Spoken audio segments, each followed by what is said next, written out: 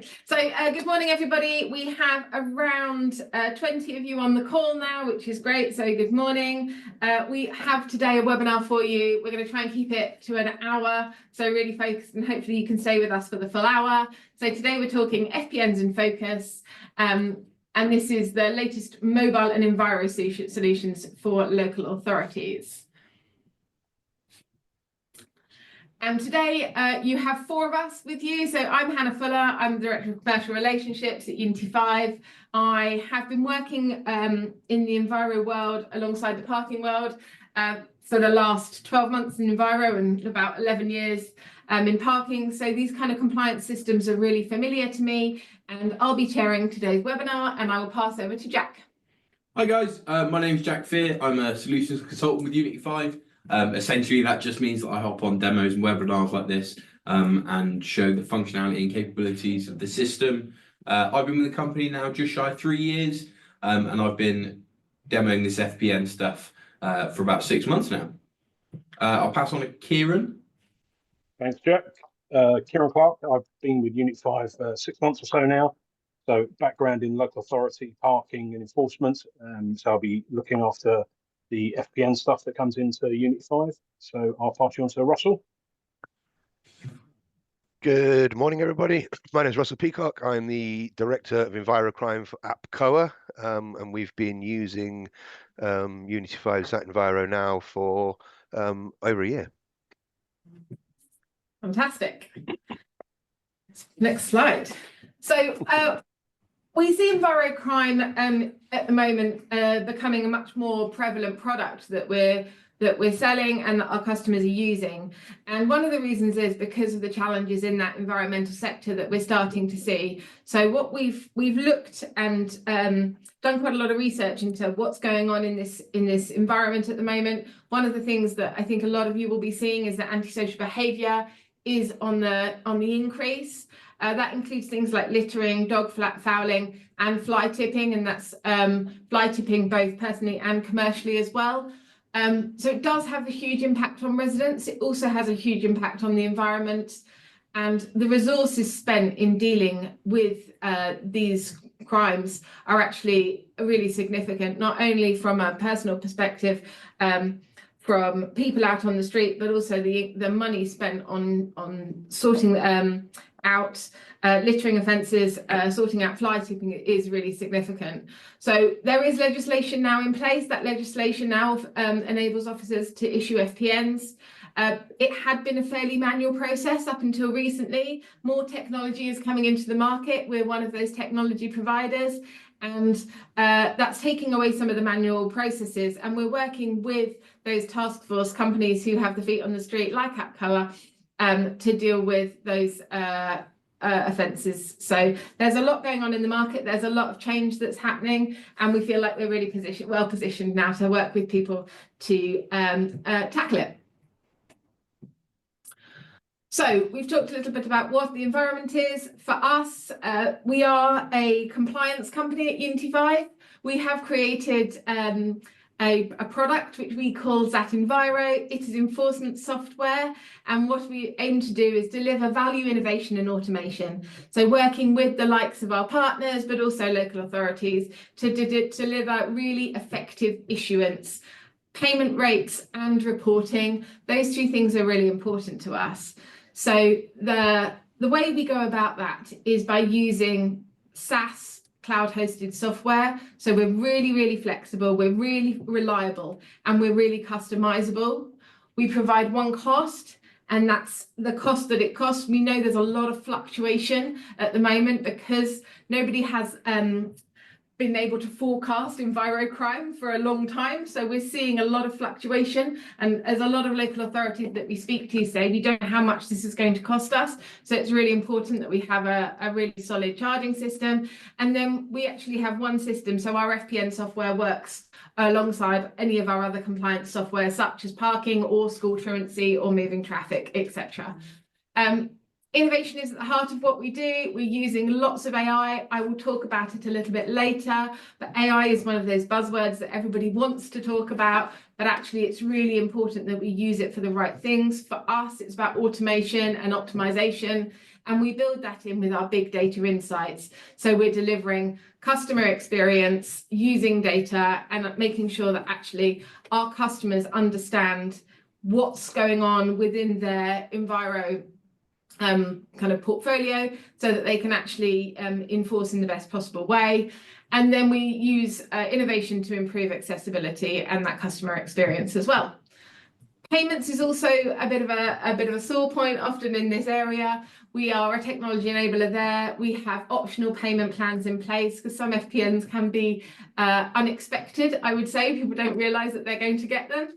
And we also enable things like Apple and Google Pay to make sure that actually those people who do pay it, receive an FPN, can actually go straight on and pay it then and there using their wallet payments, which is actually one of the reasons that we're increasing payment rates.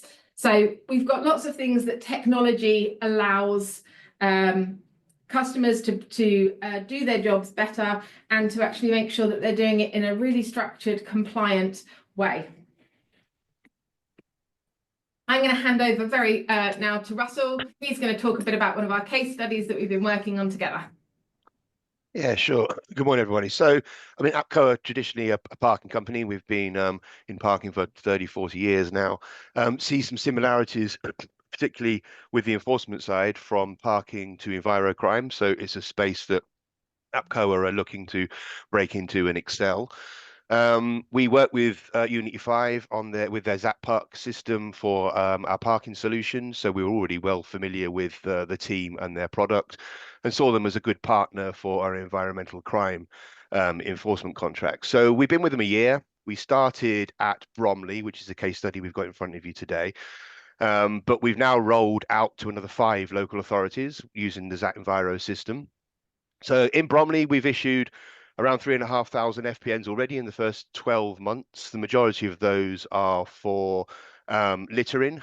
Seems to be the sort of the main focus for introduction of environmental crime, but we're also moving into duty of care, dog fouling under the Environmental Protection Act. And we're also rolling out enforcement in the park. So there's dog control orders under public space protection orders for people walking dogs more than 4 on a lead. So there's a lots of FPN types that we can start to explore as we move our relationship through with Unity 5. And the success of that has been that we've had 15 cases go to prosecution, and we've won all 15 of them. You may have seen some of those in the news of late. And I think the big contributor to that is been the fact that the system is easy to use, easy to pull the prosecution packs together. My team have not been using the system long, but this has shown really that the system's so easy to use that it pulls the packs together well, and we've been successful. So we find the system, really easy to use. We like the self-serve aspect of it. If we've got any things we want to do, we're able to very quickly change letters, change progression types. There's a great reporting suite, but we're able to also to design our own reports and pull our own reports together. So yeah, we've had really good success at Bromley, and we're hoping to roll that out over the other 5 contracts that we've got. And really through that, we're developing the system together. So it's been a real good journey. Thanks so much, Russell. It's always nice to hear from people that actually are using it as well. And I think it's a testament to the fact that we are working together, that we've managed to get these, we've managed to roll out now to those additional local authorities. And we're working on lots more in the background. So it's really exciting times. One of the things I really like about it as well is that we have expertise within our businesses that we're able to really leverage, and we're able to kind of lean on the other business when we need to. So I think that's one of the reasons that we work really well together in this space. One of the things that we've liked from our side is that our team have been able to spend some time with your team on the street, giving them an insight into how FPNs are issued. It's allowed them to take that back into our technology and really look at how our system should be set up, both from our mobile handheld that Jack's going to talk about a little bit later on today, but also from the customer journey as well, to make sure that actually it's easy for your officers to issue FPNs, but it's easy also for the chasing and the compliance element in the background, and for the motorist to pay. I think that's what we've liked about you guys as well, is you've not sort of pushed a product on us, and we have learned, we have gone out and we have sort of matured contracts over the last 12 months, and we've noticed things. This is a relatively new for everyone really, and there's a big sort of learning curve out there, and the way we can make it easy for officers, give officers more support, make the system easier to use, give us better feedback on through reporting and data. So yeah, it's been a good journey, Hannah.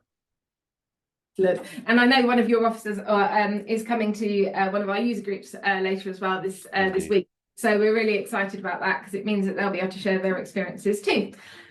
So I mentioned the buzzword AI earlier, and I think we talk about AI a lot now within technology, and it's spoken about as a little bit of kind of this mythical thing.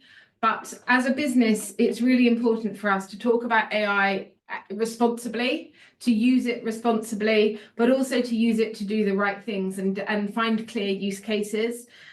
Within both our Park and in our Enviro platforms, we're using AI so that actually we can support customers with better appeals. We can support our local authorities in providing better responses, chatbots for motorists, but also for our customers, so the local authorities, to be able to use chatbots with our support team, actually get really quick information. It's been one of the reasons that all the AI we use within our help centre has been one of the reasons that actually our average response time within our support desk is 18 minutes. So it's super valuable to us there. It allows us to report and see where we should be putting more people as well.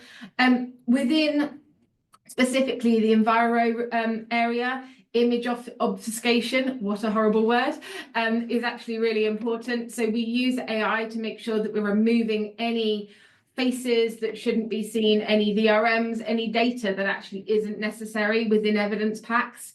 And that's becoming more and more important as we take things forward, and as we move into a compliance which has more body-worn cameras, for example, or more ANPR. I know we're doing some stuff, Russell, with potentially with some cameras and some fly tipping on cars, some camera cars, and or some cameras that are fixed and fly tipping. It will be really important that actually you make sure that we remove any data that isn't required when taking that evidence pack forward.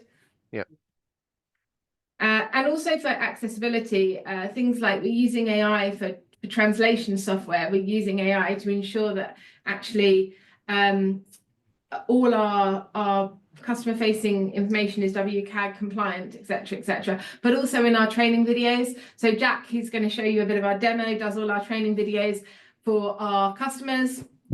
He uses all sorts of very fancy things to make sure that actually he can provide very clear and concise training videos for our customers. That means that actually, as Russell said, his team know how to use the systems without asking us. They can all access those training videos, and they're kept up to date using very clever AI tooling. Right, I'm going to stop talking now. I'm going to let Jack show you a little bit about what we do and how we do it. So over to you, Jack. Perfect. Hello, everyone. Hello.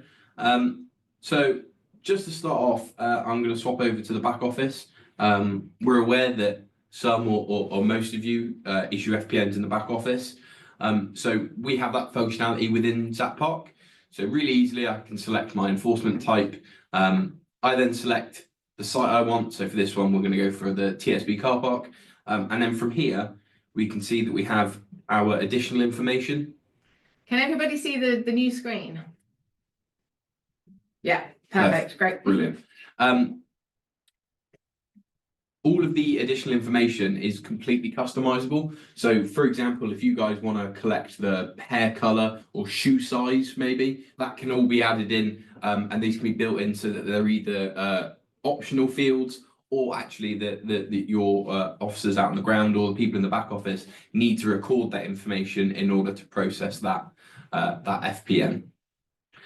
Those different additional informations can be tied to the different types of FPN charges. So for example, fly tipping here we can see has a different set of additional information than it does to cigarette butts and littering, for example. And again, that can all be set up in the back office, so they have to provide that information when they're applying for the ticket. Then just below that, we have our drag and drop file here. Here's where we can add things like body-worn camera videos, as well as any pictures or evidence that's been taken that can be really easily just dragged and dropped into the file upload there. Perfect. Now I'm just going to swap over to the back office on the phone. So please bear with me one sec if Hannah wants to fill the space with something. I can. So there were a couple of questions that came through in the initial kind of sign-ups. Things that came through would be the things like, does the mobile handheld work on any platform? Actually, the mobile handheld for us is an app. That's right. No, you're fine. The mobile handheld for us is an app, and it can go on any handheld at all, so that's great. It's an Android or an iOS app, so it can go onto loads of the Samsung handhelds that are out there alongside and any other of the apps that are being used as well. So that's one of the questions we had. Perfect. That takes me brilliantly over to this screen. That has paused, so let me just reshare. Apologies, 1 second. If I share that now, hopefully everyone can see the new mobile screen. Perfect. So starting off at the top, we have time management options. These are all completely customizable. So for example, if you want to have patrolling in between streets, maybe lunch breaks, afternoon breaks, anything that needs to be tracked maybe for auditing purposes can be added into the time management feature here. And very easily, if I click start, that then sends a ping to the back office. As you can see, the clock is now ticking up. That sends a ping to the back office with my location, which direction I'm facing, all that kind of stuff. Then, once I click pause, that then sends another ping to the back office to say that I've then stopped my patrol, my lunch break, and then to give the location as well. From that, we have the list of locations that are assigned to the person out on the ground. And again, these can be customized completely. So if you have certain streets maybe that you want certain issuers going to, they can be selected in the back office, and then those are the only locations the operatives will be able to log into and then issue FPNs for. If I go through and go to add an FPN now, we can see that, or you can see that we wanted to make this as easy as possible for people to issue with. So we've got our blockers at the top here that will tell you the exact reason as to why this FPN can't progress. If I just go into that now, we can see that the list there is that I haven't provided a contravention, a couple of the names, as well as the address. So let's go through and add those. So first things first, we want to select our site. We can see that we've logged into TSB car park, so that one's already selected for us. Then if we select our contravention, let's select our fly tipping offence. Once I click confirm and scroll to the bottom, we've now had a new list of custom fields added. Again, these custom fields are completely customizable. So if there are things you have to capture, they can be built into the mobile app, and they have to be filled out in order to process the ticket. And they can be customized per contravention type, can't they? So you can have a different list if it's a specific contravention or a different contravention. And likewise, the same in different authorities. Absolutely, yeah. So, you know, if you want to collect different information for fly tipping as opposed to, I'm trying to think of littering, for example, you can absolutely do that and collect two different sets of information, just dependent on what type of offence you're selecting or they're selecting. So let's go through and add in some details. Let's say that Jack Fear has been a very naughty boy and he's been caught fly tipping. So here we can pop in my first and last name. Then I can add in my postcode and either do a lookup for that or manually add in those address details. For this one, we'll pop in my postcode, do a lookup for the vehicle, not the vehicle, for the address. And here you can see, here are all the addresses in that postcode. I'll select my address. I can then do a personal lookup, and that will then confirm whether or not those details are correct. So here you can see that we use a third party to do address verification lookups, and that we use throughout the system. We use red, amber, greens, don't we? So there you can see that yes, it was correct. We know that that person is who they say they are, and that they live at that address, and that there's enough evidence to say that yes, we're happy that that person hasn't given us an incorrect name or hasn't given us an incorrect address. Russell, I know that's something that happens a lot. It's massively important. Yeah, this is massively important to us. And I can see, Jack, I think you've made it a one solution now, haven't you? Like one process, which yeah, it's so important that we get that data, because the officers haven't got that long with the individual, and obviously they're not wanting to give that information up too lightly. So this feature has really supported us in making sure that when we get to prosecution, we've got the right person. And it's a live lookup into the database, which is refreshed really, really frequently. So we're getting really accurate information here as well. Perfect. You can see now, once I click confirm, like Hannah mentioned with those traffic lights, or red, amber, green, we can see now that I've got a green tick to say that I've got evidence for and supporting that those personal details are correct and that person has given us some accurate information. Then, if I just come down, we've got any notes and a signature that can be added. Again, these can be set as optional like they are here, or they can be required mandatory fields that have to be filled out. Then I can select my gender, ethnicity, and bill, just as an example. Select the age and date of birth, giving you guys all of my information here. If anyone wants to be Jack Fear, they absolutely can be now. And then 198. Oh, there we go, missed the 9. And then again, I have the option, if I've got a printer, I can print and issue them the ticket there. However, if I don't want to do that, or maybe they've wandered off before I've got the option to print that ticket, I can then go through and issue that. We have a warning just to say, hey, this ticket hasn't been printed. But again, we're aware that circumstances change constantly on the ground, so we want to give you guys the flexibility to be able to issue tickets as and when. I think one of the other things with printing, so any these are FPNs print on a standard ticket roll, so they can just be added to a Bluetooth printer and printed there and then. The other thing is that if they are printed there and then, they can be paid straight away, because everything goes into the back office in real time. So actually, if someone does say, oh, I know I've got this bang to rights, I'll just pay it, that ticket is available for them to pay straight away and just get it done. Likewise, if someone wanted to call up and say, I know that I've been issued this, I think it's really unfair, that information is automatically visible in the back office to the team who are on the phones. So actually they can be aware of the contravention, they can be aware of the situation straight away. Perfect. We're also aware that issuing FPNs can be a partially hostile process, shall we say. So to support that, what we've done is we've given the ability to add images after the ticket's already been issued. So for example, I've witnessed someone fly tipping, they've got aggressive, I've collected the details, I've now left, I can then come back, go to that ticket that I've issued, go to the camera icon, and if I click the camera here, I'll take a couple of pictures of my thumb in the desk, just so we know that these are updated pictures.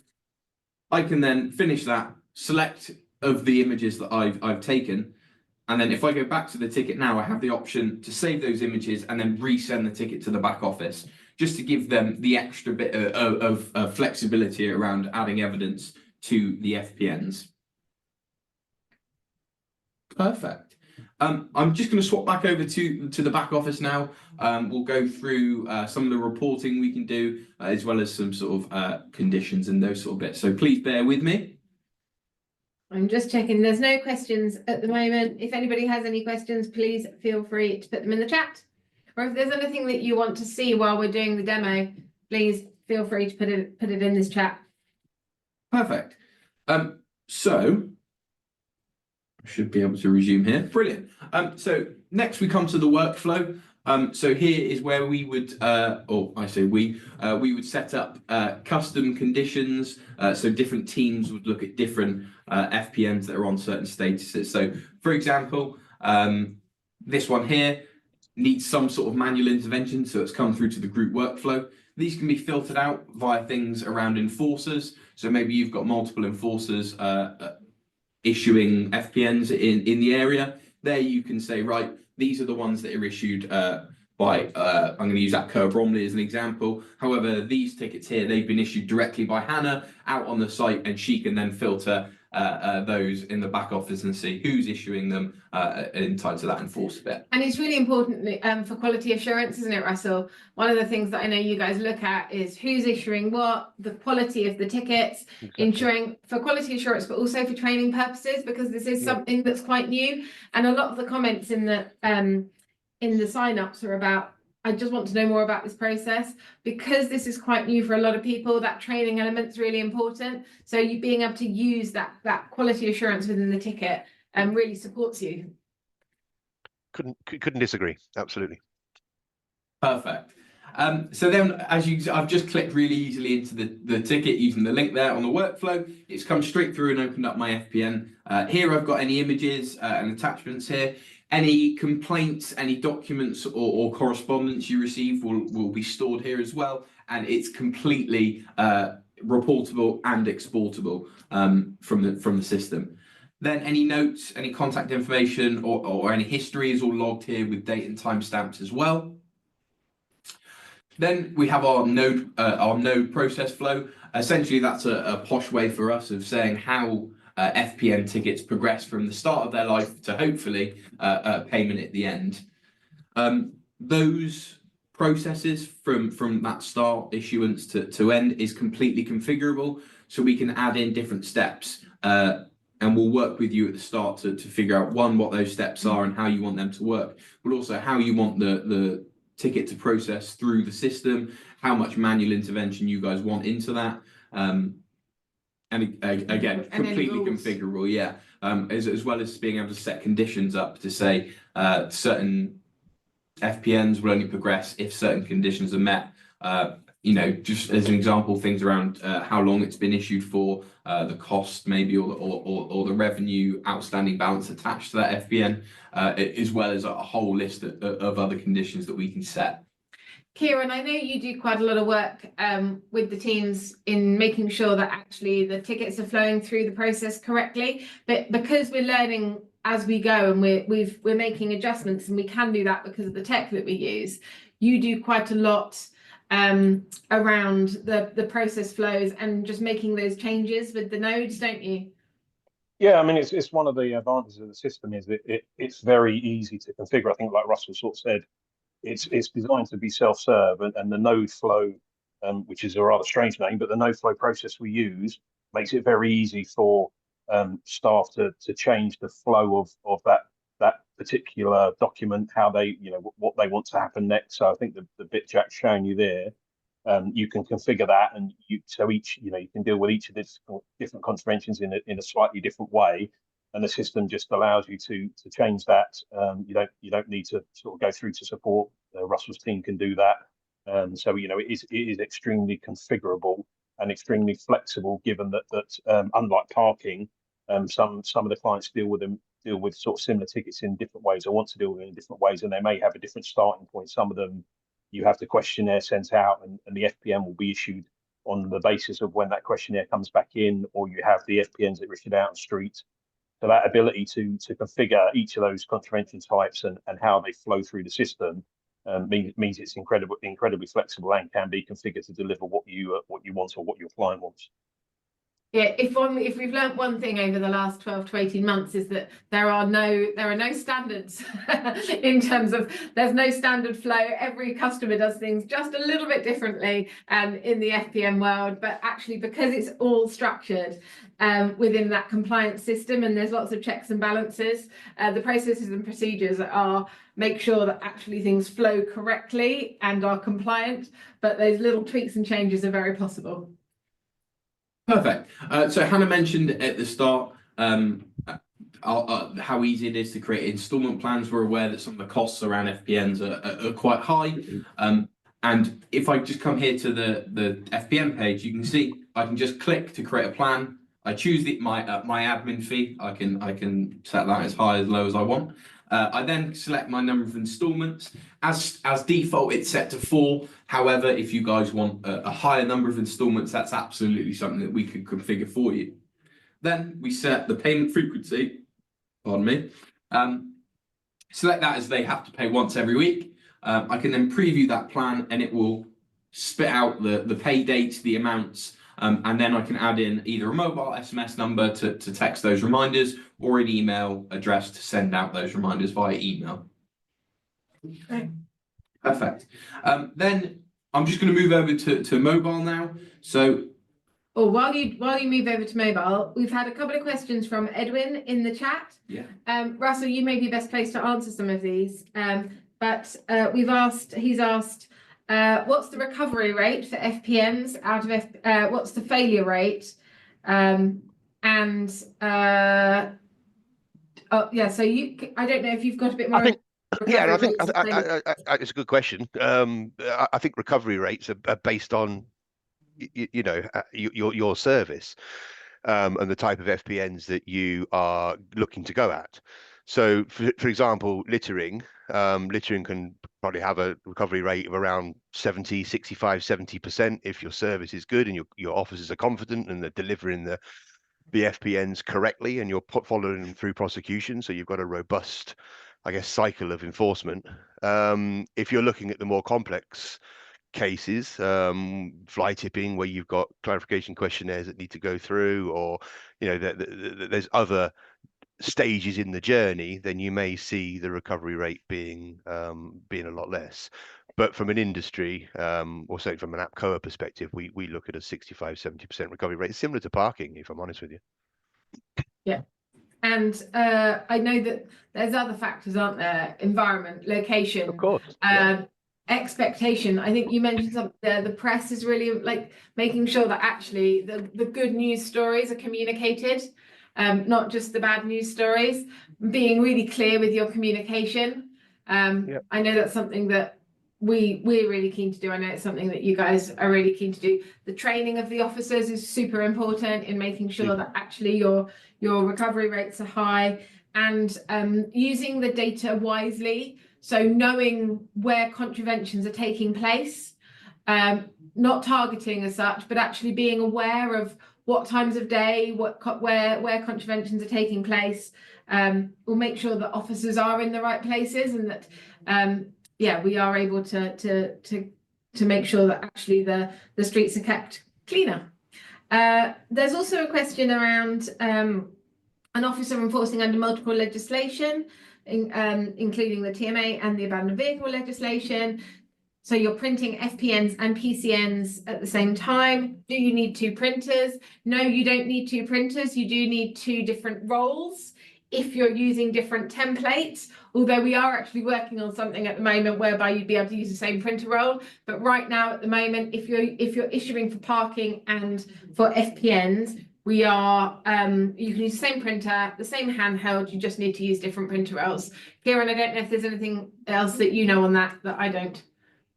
No, like you say, it's one of the advantages is we do use the same handhelds, we use the same printers. The printer roll is the only thing that needs to be different. But if you're, like Hannah says, we're moving towards trying to combine the two into one. So if you're not printing onto a mass of pre-printed PCN rolls, then you do get the ability to potentially set it up so you can use the same printer roll for both PCNs and FPNs. So that will be the bit we're working on at the moment. Perfect. Edwin, I hope that answers your questions. Brilliant. So here we've gone into the mobile back office. So here's where we can run reports on things like where FPNs are being issued, as well as events that are taking place. So just for you guys, I've done this one as a year, so we're looking for all events that have taken place in the last year. I can export this into a CSV or an Excel, or I can export it into our map feature. As you can see, that'll then open up the map. I can show events as standard. If I then click to view the details, that takes me straight to where the event took place. As you can see, here was the ticket that we issued just on this call, and that's come straight through to the back office. I can then, if I just do a little bit of a zoom out, I can select the heat map to show where most of my tickets are being issued, as well as showing the locations to where my sites are. So, for example, we can see here that we're issuing a load of FPNs here. However, the closest streets are actually in Exeter or Woodmanton. So there's probably something going on here that we'd want to look into, as well as being able to store the directions. what you'll see is that I've turned them on and off at the office. However, if I'd left the device on the whole time, it would show the route I'd taken in between sites or streets or locations to show the route I'd taken on that day. Perfect. Yannick's also asked a question. He's asked, as it relates to prosecutions, would the officer's signature be linked directly to the Section 9 for Section 9 witness statements? And for address confirmations, this is something that is audited. So everything is audited in the system. Everything that is done on the handheld is replicated in the back office, and which can be used for witness statements. And everything is audited with date, timestamp, as well as the person who has completed the action. So I hope that answers the question. Perfect. So now we're on to the integrations. Integrations is something that Unity 5 as a whole, we pride ourselves on. We're very, very agnostic. We're very keen to have new integrations and look at integrating with new companies and businesses. I mean, as standard, you can see here in the list how many integrations we have. This isn't actually a full list. There are more that we have that just aren't on this list. And if there is a unique integration that you guys would need to work with, we have our own internal integrations manager who will work with them to get that integration up and running. I've got 10 minutes max and probably say reports. Oh. That's fine. Hannah's giving me the poke to hurry up, so I'm going to move on to our reports and queries, and then I'll hand you back over. So, in the system, we have our query function. Here's one I made earlier. However, these are really, really easy to build out and pull out different custom bits of data and information from the system.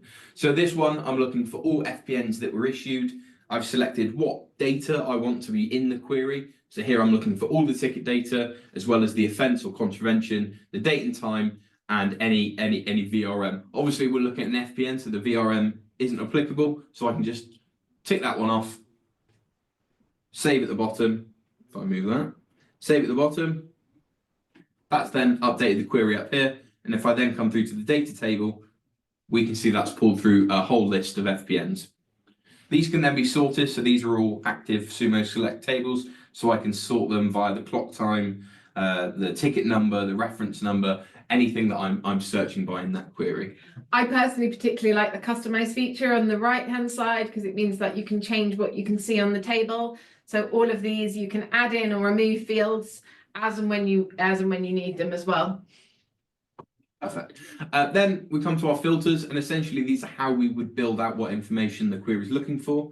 If I go to add a filter, and let's say I'm looking for all FPN tickets from the last year. However, I need to look for them. I need to look at all the Unity 5 tickets instead of the council ones. If I then save that and then come back to the data table, we can see that Unity 5 has issued absolutely 0 FPN tickets this year. So I would say Hannah needs to get out on the street and do some more issuing. If I remove that filter and now go to save, we have our email option. So I'm sure you guys have reports that you have to run weekly, monthly, fortnightly, annually. And here you can set those up to run automatically and also be emailed out to the relevant recipients straight away. So all of our reporting is customizable, but it's also you can set them, schedule them and send them, as well as export into a variety of formats. So we know that we do this quite a lot with our customers. They want a report to go to their team leaders, or they want a report to go to their finance team, for example, once a month. And it's in exactly the same format every month so that they can be comparable. So this will allow a finance report, for example, to go out on the 1st of the month with all the data of the previous month in the format that they want it in as well. We then have the notes and history tab, which will just track, obviously, the notes and history of the report. And then finally, we have a visualize tab. So here I can select a lovely little pie chart, or I can change this over. We can have a line chart. Let's go for that. I can then look at the issue date and time, configure these exactly to what I want. If I just pull up the pie chart again, we can see it. I can do it by the non-operative. Let's do status. And there we can build out those reports, and then those get added on to the scheduling and emailing out. Especially important, I think, as FPN is in its infancy. As it starts to build out, it's really important that actually we have robust reporting to show the success, but also so that there's a general understanding within the industry of how how this works. As someone asked the question earlier, recovery rates, how long things stay in different stages as well. So this has become really important for us working with our customers so that we can look forwards as well as backwards. And then the last thing I want to show you, this has been a little bit difficult for me today because I could spend hours talking through the system, but I'll save all of you that heartache. Here we have our FPN custom query. So here we're looking to pull out those custom bits that we're adding in from the mobile. So in this example, it's gender, build, ethnicity, and the date of birth. And these can be completely customizable, just like when you select them on the mobile. So if you want to build them out and look for custom bits of information, as long as it's been recorded, we can search for it and build a report out in the back office. And this information for us, Jack, is really, really important because it makes sure that we're not, from a parking perspective, a car parks on a double yellow line or a car park without a permit, is fairly straightforward. Here, we've got to make sure that we're applying the rules consistently and we're not targeting certain groups, or we're not targeting certain areas, or we're not targeting certain FPN types. So it's really important for us to have that information to be able to feed that back to our clients as well, to make sure that we're applying a consistent service. Yeah. That's everything from me today. If you guys have any questions, please pop them in the chat. Alternatively, pop us an email. I think we'll send out the slides after with our emails on. Correct. So if you guys have any questions or want to look at the system in some more detail, please get in touch. Yeah, Jack's our expert at our system, so he will be very happy to run anyone through it that needs a bit of a demo. Right, we had some other questions that were just sent in, so we'll go back to the next page. Yep, next page as well. Oh, perfect. Perfect. So one of the questions that we've been asked is, why is flexibility so important? Russell, I don't know if you wanted to answer that one. I'm assuming this is flexibility around the system and what I touched on earlier. So for me, when we've engaged with other IT providers, I guess trying to get something done in the system, and particularly where this has been in its infancy with Unity 5 and has really supported this process, is that they'll train you how to do it, and you've got to be careful, I guess, from a service perspective. You need to make sure that you've got someone who you can trust in the business. So from our perspective, we have our IT service desk team, and they're trained as super users on the system. So if something needs to be done, we don't have to log a call. We don't have to go through the process of discussing that with the Zap team. We can do it ourselves. One of the things that's really important is I guess changing the values of FPNs, because we know that they do tend to change through consultation from local authorities. So the ability to be able to do that is quickly and efficiently is really useful.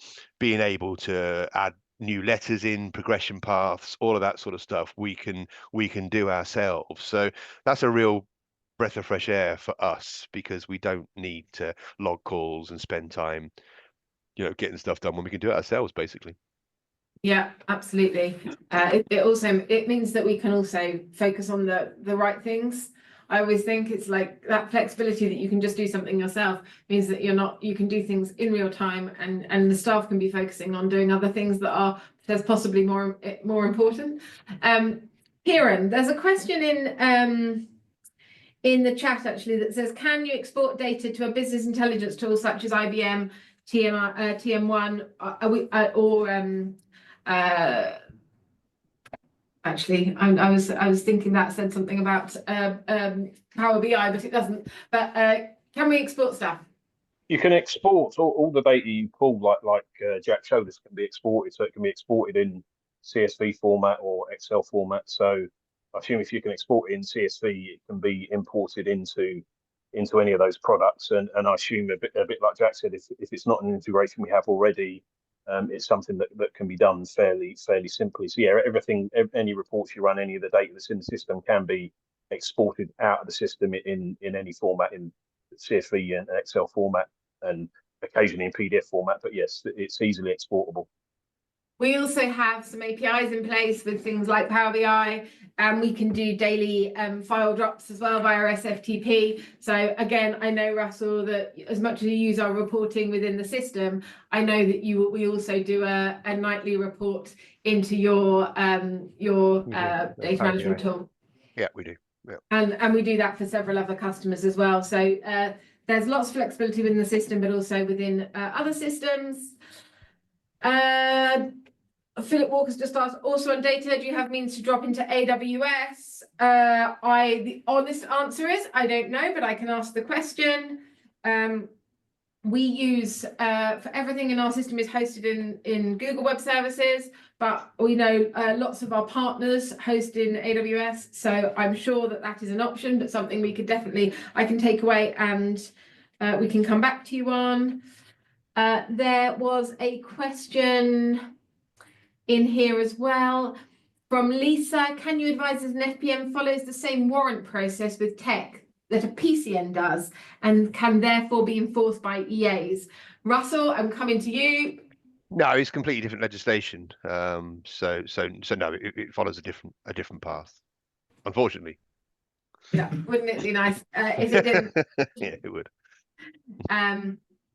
But yes, and that is all the questions in the chat for the time being, I think.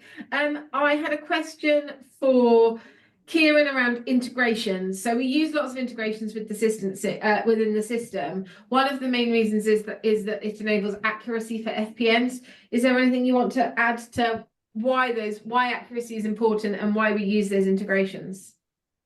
Yeah, I mean, I think exactly that. We use the integrations to improve the accuracy of the data we're obtaining. So one of the key ones, as Jack talked around there, was the address validation and verification. So there's a two-stage process there where the address is checked. It's a recognized address. So a bit like when you go on Amazon and you start typing in your postcode and it pulls down options as to what the address could be. It will only give up validated addresses off the list that we have.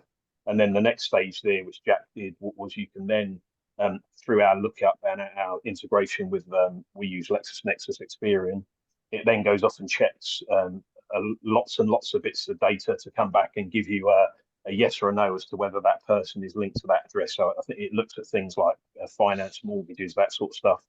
So again, it's right from that very start. You know, the key bit is making sure that you're issuing that FPN to the person who's standing in front of you. So having that ability, one, to check their address is a valid UK address, and then two, to check that they are actually linked to that address, means that you then have a level of confidence that the person you're issuing that FPN to is the person standing in front of you, which then makes the rest of that process a lot easier, a lot more straightforward, and you have that confidence that you can progress that FPN. The rest of the integrations, you know, we do, like Jack says, we do integrations with lots of different pieces.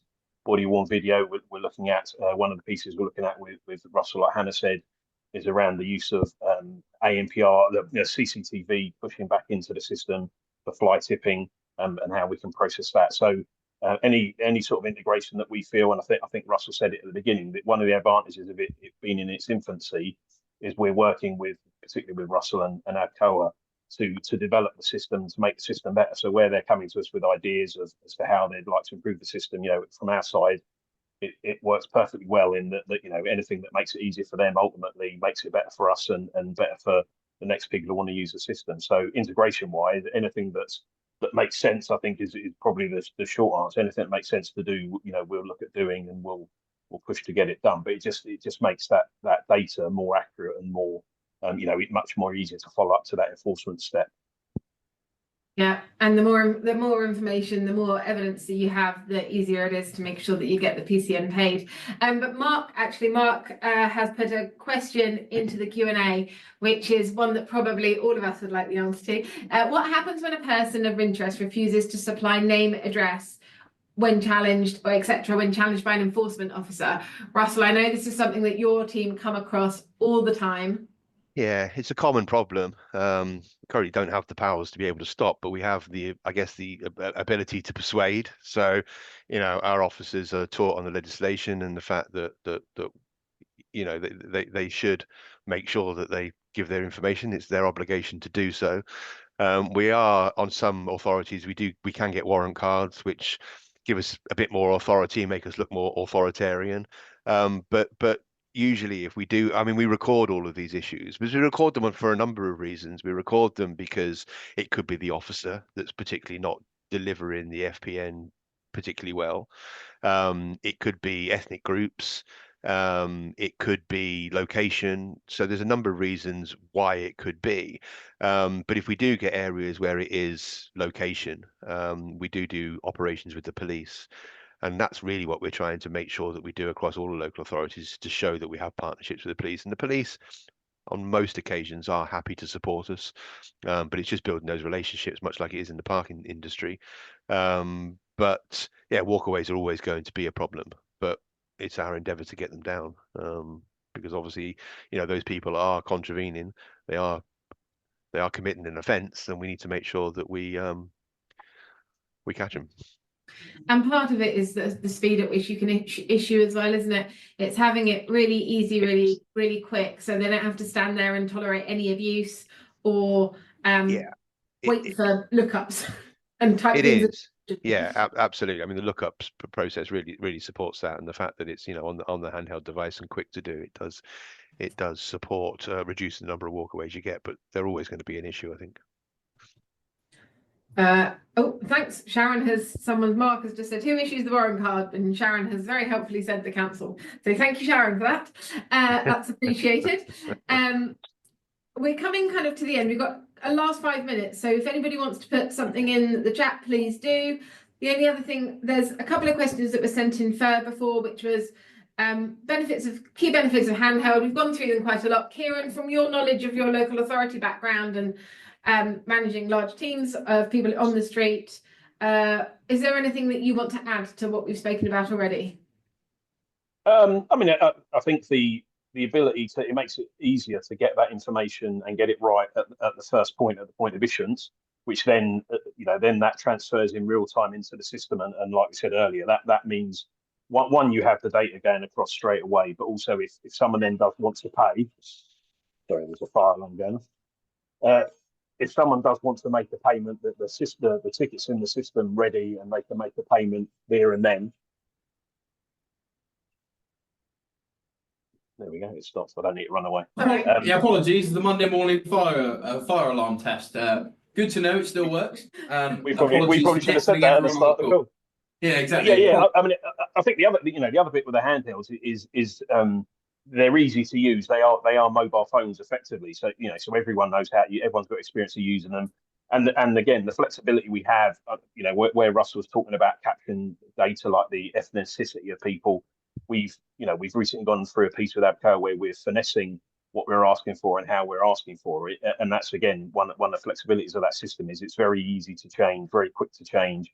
So if you're finding, you suddenly get asked by your clients to capture a certain different bit of information or not to capture a piece of information, it's very easy to change and update that in the handheld. So, but in addition to that, the being able to trace where the guys are, where they've been, what they're doing. I don't know if Jack touched on it. The distress piece we have in the handheld. There's a way you can alert if you're in a conflict situation.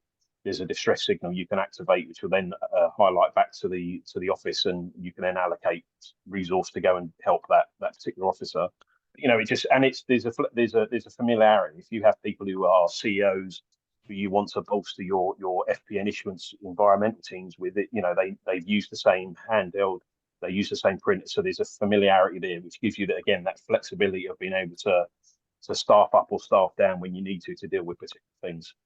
Yeah, I mean, the FPN issuing process has been developed in conjunction with frontline teams. I think it's just not something you've presented to us. It's something that we've actually worked with you on, and it's from feedback from the team. So we're onto a good thing when it's designed from feedback. I 100% agree. There's one, I think there was a question about reporting, but I think we've covered loads on reporting. Mark has also added a question about, can local authorities issue FPNs on what is private land, i.e. supermarkets? Do you know what? I actually don't know the answer. I don't know if anybody else does. I think the answer is no. Excellent. I'm glad you know. It needs to be on local authority land. Perfect. Now, if that supermarket was built on local authority land, then possibly. that's a complex, but no, traditionally not. It has to be local authority land. Perfect. In which case, I think that takes us to the end. I'm just checking. There's no more questions. There's nothing else in the chat.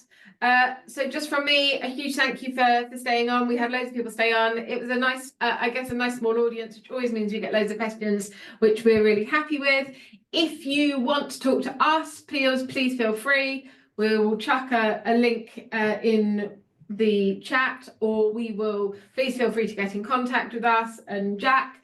Russell, a huge thank you for joining. Your expertise is, as always, invaluable, and it's a genuine pleasure working with you and being one of your partners in this. So yeah, that's it from us, unless anybody else has anything to say. And thanks to the guys at Landor for hosting this. We really appreciate it. So have wonderful the rest of your weeks, and we kept it within an hour. Thank you, everybody. Perfect. Thank Cheers, you. guys. Take care. Thank you.